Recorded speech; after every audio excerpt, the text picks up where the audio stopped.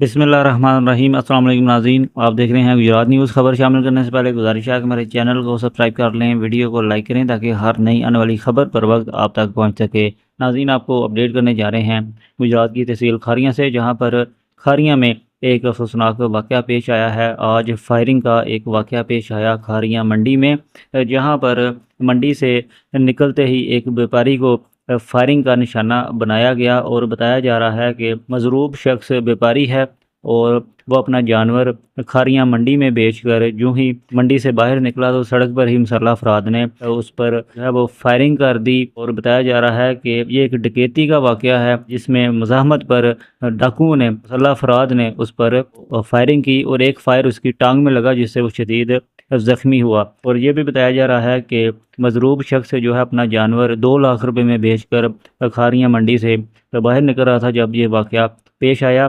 ये डकैती का वाक़या है या इसकी क्या जो है वो हकीकत है, अभी तक कोई कंफर्म खबर सामने नहीं आई। लेकिन अभी तक जो सोशल मीडिया पर ये खबरें चल रही हैं कि मुसल्लह अफराद ने डकैती का ये वाक़या जो है वो किया है और इसमें एक शख्स जो है वो ज़ख्मी हुआ है। और आज़ाद कश्मीर से जो है वो ताल्लुक़ है इस व्यापारी का, जो कि खारियाँ मंडी में मवेशी बेचने आया था और वापस जाते हुए सड़क पर ही व्यापारी को फायरिंग का निशाना बनाया गया। डकैती के दौरान मज़ाहमत पर उसे गोली मार दी गई। और ये भी इतलात हैं कि वाक़या के फ़ौरन बाद जो है रेस्क्यू टीम और पुलिस जो है वो जगह पर पहुंच गई। जैसे ही इस बारे में हमें कोई मज़ीद अपडेट्स मिलती हैं जल्द आपके साथ शेयर करेंगे। अगली वीडियो तक के लिए दीजिए इजाज़त। अल्लाह हाफ़िज़।